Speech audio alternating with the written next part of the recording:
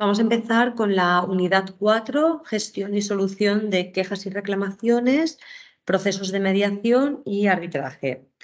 Vale, cuando el cliente paga el producto, sabe que está pagando también el trato que recibe. Entonces, como mejor es el trato que recibe, pues más económico piensa que le va a salir, que le sale el producto y es más probable que vuelva a comprar.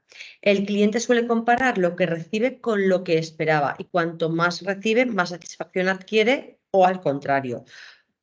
Con lo cual, los clientes esperan que la atención recibida, el producto o el servicio satisfaga una necesidad. Y tenemos el concepto de satisfacción. Para poder satisfacer a los clientes hay que conocer cuáles son sus necesidades. ¿De acuerdo? Entonces, si conocemos cuáles son sus necesidades y cuáles son los atributos o características del producto o servicio que los clientes valoran porque les permiten cubrir esas necesidades, más el valor percibido será más elevado. El concepto de valor percibido por el cliente de un producto o de un servicio es el resultado de la diferencia entre las ventajas o beneficios que recibe y los sacrificios o costes que le implica su uso o su posesión o consumo, ¿de acuerdo? Entonces, viendo que los beneficios son el conjunto de ventajas funcionales y psicológicos que esperan los clientes de un producto o servicio y que los costes son el conjunto de recursos en los que hay que invertir, el valor del producto o servicio será la diferencia entre lo que se recibe y lo que se da, ¿de acuerdo? O lo mismo, la diferencia entre el beneficio menos los costes, ¿de acuerdo? El valor percibido por el cliente justamente es eso, es el resultado de la diferencia entre las ventajas o beneficios y los sacrificios o costes que le implica su uso, posesión o consumo, como os había dicho anteriormente. ¿Qué beneficios entiende el cliente que tiene? Pues, por ejemplo, el valor aportado por aspectos físicos, como las versiones, las características físicas del producto, resultados, la calidad, su uniformidad, la durabilidad, la fiabilidad, la responsabilidad, el estilo y el diseño. En cuanto a el valor aportado por los servicios, ¿de acuerdo? Pues encontramos la facilidad en la adquisición del producto o servicio, la facilidad en la instalación, que tengan una asesoría técnica que les asesore en ese momento, el reparto, que les llegue en perfectas condiciones y en tiempo y forma estipulado, la formación que se le hace, el mantenimiento, financiación, seguridad. Y luego tenemos un valor aportado por la imagen, que es, ahí, bueno, pues ahí nos influyen aspectos como las publicaciones, los símbolos, la atmósfera, acontecimientos, es un poco más subjetivo el del valor aportado por la imagen. Y luego tenemos el valor que nos aportan las relaciones con las personas. Aquí los empleados que se desarrollan, o sea, desarrollan claro, sin querer relaciones con la clientela, pues nos pueden aportar valores como su competencia, la amabilidad, la credibilidad, la fiabilidad, la responsabilidad y la comunicación. Y los consumidores o usuarios también nos enfrentamos a costes que son monetarios, psicológicos, de tiempo, de esfuerzo y también de la misma relación con la empresa que nos ha vendido el producto o el servicio a que se refiera. Viendo que la satisfacción del cliente y como consecuencia la calidad del servicio dependen de las percepciones del cliente y de las expectativas que se había formado previamente, ¿vale? Pues tenemos 5 dimensiones para poder medir esta satisfacción, ¿de acuerdo? Y estas 5 dimensiones son la fiabilidad, la capacidad de respuesta, la seguridad, la empatía y los elementos tangibles. Cuando nos referimos a fiabilidad, nos referimos a la facilidad para prestar un servicio de acuerdo con lo que el cliente espera. Es la habilidad que tiene la empresa para suministrar los servicios prometidos y cumplir con lo que se promete en los folletos o en la publicidad. La capacidad de respuesta es la transmisión de ese deseo de ayudar al cliente de la mejor manera posible y en el menor tiempo posible, es decir, siendo lo más eficientes posible, con agilidad, organización, de acuerdo frente a la tramitación, por ejemplo, de la queja de un cliente.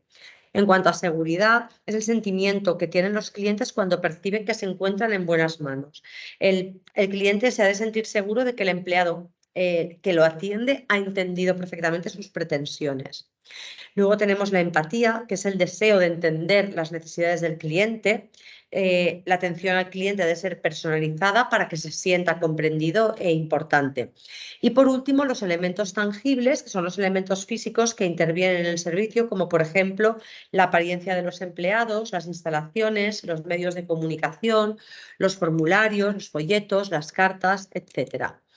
Pasamos al siguiente punto en la gestión de quejas, que es la gestión y queja de reclamaciones en sí. Y bueno, ya vimos en la unidad 1 que una de las funciones del servicio de atención al cliente es la gestión de la insatisfacción del cliente. Cuando un cliente no se siente debidamente atendido, hay que darle la oportunidad de que exprese su descontento. Y a su vez es una oportunidad para la empresa de recibir información, ¿de acuerdo? Para poder fidelizar al cliente, escucharlos y mejorar en lo que podamos y que se nos sugiere. Vale, en función del grado de insatisfacción, de acuerdo, podemos clasificar las demandas de los clientes en 4 niveles: sugerencia, queja, reclamación o denuncia. En la sugerencia, el cliente manifiesta de manera verbal o por escrito una propuesta o sugerencia de cambio para que beneficie a ambas partes, ¿de acuerdo? En la queja, pues el cliente también indica de manera verbal o por escrito su insatisfacción por defectos en el producto o servicio. Y cuidado, ya en reclamación y denuncia ya siempre son por escrito, ¿de acuerdo? Recordemos que estas pueden ser de manera verbal o por escrito, pero la reclamación y la denuncia no. La reclamación es una acción individual donde el cliente muestra por escrito su insatisfacción por algún perjuicio causado por el producto o servicio de la empresa y suele contener además algún tipo de indemnización o compensación para reparar algún daño, quiere rescindir el contrato, anular alguna deuda, etcétera. Siempre va acompañada de alguna petición. Y por último, y con un grado de insatisfacción mayor, tenemos la denuncia. En este caso, la persona consumidora quiere poner en conocimiento de la administración, de acuerdo, competente, unos hechos que pueden ser constitutivos de infracción administrativa, con el fin de que ésta actúe corrigiendo los hechos ilícitos, ¿de acuerdo? Tiene por objetivo, pues, corregir las conductas ilícitas y la defensa de los intereses generales del consumidor. Si estas 4 expresiones de insatisfacción no se controlan, pueden producir efectos no deseados como la pérdida del cliente o la disminución del grado de satisfacción. En cambio, si sí que se tienen en cuenta, podemos asegurarnos de que el cliente sabe dónde gestionar la sugerencia, queja o reclamación, podemos revertir esa situación y conservar la fidelidad del cliente, ¿de acuerdo? No todo estaría perdido. Vamos con el procedimiento de resolución de quejas y reclamaciones. Y bueno, aquí para asegurarnos que el sistema de gestión es eficaz y eficiente, ¿vale? En la gestión de las insatisfacciones, pues hay que dotar a la empresa tiene que estar dotada de unos recursos necesarios como personal de atención directa y de gestión, un presupuesto para la formación, tener un soporte de especialistas, tanto de asesoría legal como técnica, medios tecnológicos, medios financieros, etcétera, ¿de acuerdo? Entonces, corresponde a la dirección de la empresa definir los objetivos y responsabilidades del control y seguimiento del sistema y hacer las revisiones. Y también es competencia de la dirección de la empresa designar a los responsables de atención al cliente para que realicen un control de las quejas y reclamaciones y un seguimiento adecuado. ¿De acuerdo? La gestión de las quejas y reclamaciones sí que es una función y una responsabilidad del Departamento de Atención al Cliente, pero las sugerencias y las quejas y las reclamaciones pueden llegar a cualquier persona de la organización y cualquier persona de la organización ha de saber cómo actuar. Por lo tanto, es conveniente también que las personas que normalmente no tienen contacto con los clientes también tengan una guía clara para tramitar las insatisfacciones y facilitar la información precisa al cliente. ¿De acuerdo? El procedimiento que documenta el sistema de gestión de las quejas y reclamaciones ha de ser lo más claro posible y fácil de seguir, tanto para el personal que ha de recoger esa información como para el cliente. La norma ISO 1002 de sistema de gestión de reclamación, de gestión de quejas y reclamaciones, establece las directrices para la implantación de un sistema de gestión de quejas y reclamaciones, ¿de acuerdo? Este proceso de resolución de queja ha de englobar, por una parte, las acciones externas de relación con el cliente y de otra, las acciones internas de control y administración de las quejas concretamente, ¿de acuerdo? Vamos a ver concretamente qué acciones hay que seguir, ¿de acuerdo? El primer punto es la comunicación. Es la información relativa al tratamiento de las quejas que ha de estar disponible para los clientes reclamantes y partes interesadas. Esta información se ha de facilitar en un lenguaje lo más sencillo posible y en un formato lo más accesible también para todo el mundo. En el segundo punto tenemos la recepción de la queja. Es el momento en que conocemos la queja del cliente, ya sea verbal o por escrito. Pasamos a registrar la queja. Hay que registrar los datos de la queja en un sistema informático con un código único de identificación y ha de incluir una descripción de la queja, la solución solicitada, los productos o prácticas objeto de la queja, la fecha del límite de respuesta y la acción llevada a cabo si es que la hay. En cuarto lugar, un acuse de recepción de la queja. Cada queja ha de ser notificada al reclamante como que lo hemos recibido por teléfono, correo electrónico o correo postal. En siguiente lugar, debemos de realizar una evaluación de la queja. Hay que ver a qué área o departamento de la empresa afecta, realizar una primera valoración de las implicaciones y de la posibilidad de una acción inmediata y hacerla llegar a su responsable. Hay que investigar la queja, hay que investigar todas las circunstancias relacionadas con la queja, determinar el problema que genera la insatisfacción del cliente y las causas que la han originado y también las posibles consecuencias para la empresa.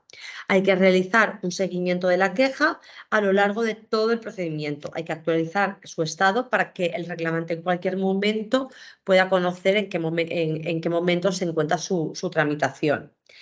En el octavo lugar tenemos una propuesta de solución que quiere decir que después de analizar la queja hay que proponer la manera más adecuada de solucionar ese problema y velar por que esas medidas propuestas se lleven a cabo. En siguiente lugar, informar al cliente de la solución. Ha de informar al cliente lo más rápido posible de la solución que ha adoptado y debe contener las acciones que adopta para resolver el problema y los fundamentos sobre los que se fundamenta para darle esa solución positiva o negativa para las pretensiones del cliente. En décimo lugar, tenemos la recepción y contestación a la respuesta del cliente. Puede ser que cuando le contestemos al cliente y sea de manera negativa, pues se ponga en contacto de nuevo con la empresa y volveríamos a empezar, ¿de acuerdo? Siguiendo con el proceso, tendríamos el cierre de la queja. Si el reclamante aceptara la decisión o la acción propuesta, pues la queja se registra, se resuelve y se registra. Se hace una evaluación del proceso, es decir, una vez se ha finalizado la gestión de cada reclamación, hay que realizar un control de las acciones que se han llevado a cabo para ver si se ha desarrollado correctamente y en el tiempo adecuado. Y luego hay que realizar una extracción y análisis de datos. Las reclamaciones son una fuente de información muy importante para la empresa, pues le indican los elementos que son más valorados por el cliente y también nos indican los puntos débiles, ¿de acuerdo? En general, un sistema de quejas, o sea, un sistema de gestión de quejas y reclamaciones ha de estar convenientemente documentado, pero sin abusar de la burocracia, ¿de acuerdo? Es decir, hay que asegurarse de que los documentos son concisos para que ayuden al personal a desarrollar sus tareas, el registro ha de ser sencillo, ¿de acuerdo? Que se adapte a las actividades desarrolladas y asegurarse que permiten realizar un buen seguimiento. Vale, pasaríamos al control en sí ya del sistema de gestión de quejas y reclamaciones. Para poder identificar las áreas de mejora hay que llevar a cabo un seguimiento de las quejas y las reclamaciones. Para realizar el control y seguimiento, pues se aconseja, pues yo qué sé, el seguir con unos indicadores como, por ejemplo, el número de quejas y reclamaciones recibidas, el número de quejas y reclamaciones resueltas directamente por el personal de atención al cliente, el número de quejas y reclamaciones más repetidas, el número de quejas y reclamaciones prioritarias. Y también es conveniente realizar auditorías del mismo sistema de gestión, ¿de acuerdo? Para identificar cualquier desviación que pueda A ver, de manera periódica, pues habrían de realizar revisiones en la capacidad del sistema de gestión para cumplir con la política marcada. Esas revisiones consistirían en evaluaciones comprensibles, completas y bien estructuradas, y el resultado de esas revisiones pues, ha de ser el establecimiento de un programa de acciones apropiadas para la mejora de los servicios prestados. La revisión del sistema habría de considerar factores internos como cambios en la estructura de la misma organización o en los servicios o productos ofrecidos, factores externos como cambios en la legislación y prácticas competitivas o innovaciones tecnológicas que hay que adaptar, por supuesto, y luego hay que tener en cuenta los resultados del sistema de gestión.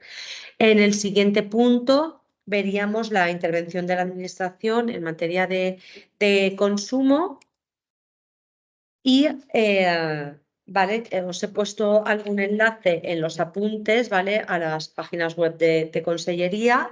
Y bueno, aquí lo que vamos a ver es que si una persona consumidora o usuaria considera que una empresa o profesional ha vulnerado sus derechos, pues puede seguir los siguientes pasos. El primer paso lo tenéis aquí, dirigirse al servicio de atención al cliente de la empresa y comunicarle los hechos. Y si no se llegara a un acuerdo, o la solución que le ofrece la empresa no le satisface, puede presentar una reclamación o una queja. En este caso, vale, los enlaces los tenéis aquí. Y el profesional o empresa está obligado a tener a disposición de las personas consumidoras un modelo oficial de reclamación autocopiativo, del cual, una vez rellenado, debe entregarle al usuario o consumidor 2 copias. La blanca sería remitida a los servicios territoriales de comercio y consumo y la verde se la quedaría el usuario en su poder. Si no dispone de hojas de reclamaciones, se puede presentar un escrito en el que figuren los datos de la parte reclamante y reclamada, la descripción de los hechos y la pretensión o petición.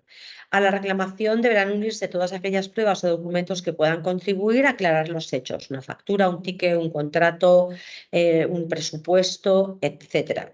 La reclamación o queja se puede interponer en los servicios territoriales de consumo, en la Oficina Municipal de Información al Consumidor del municipio que estemos, OMIC, y en las asociaciones de personas consumidoras.